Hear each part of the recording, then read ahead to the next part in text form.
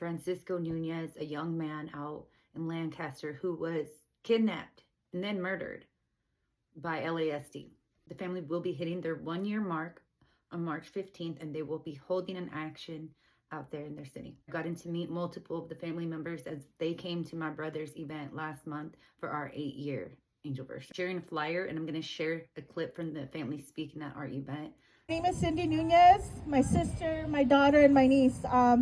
Francisco Nunez was our brother. He was murdered March 14th last year, so we're hitting the 1 year. So for our family, it's going to be every day is terrible, so I can only imagine what you feel, Marissa, and your family. Francisco was hanging out on March 9th in Lancaster, where we live, about a block away from his house. He was hanging out with his friends. It was 6 of them. They were approached by LASD Lancaster sheriffs, so fuck those sheriffs.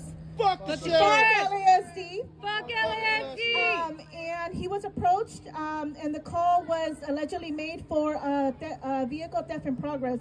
The car that Francisco was in belonged to his friend, and his friend was with him. There was no vehicle theft in progress.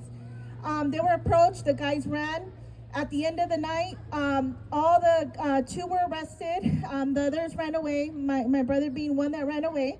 Everyone was accounted for except Francisco. We never saw Francisco alive after that. 5 days later, he was never booked into a station. He was never taken to a hospital. He was missing for 5 days.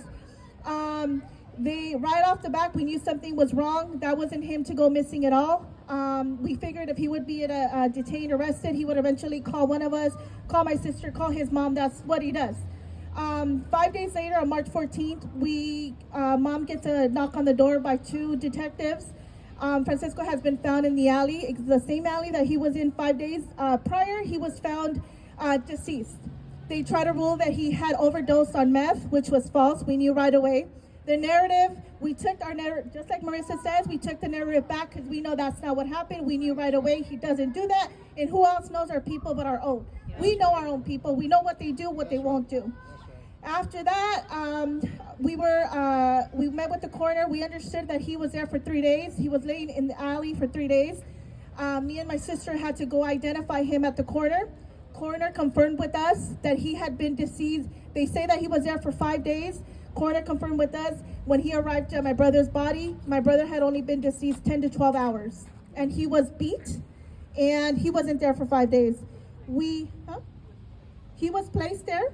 So the coroner told us that there was evidence my brother was placed there, and he was moved twice. Justice for Francisco Nunez, justice for all.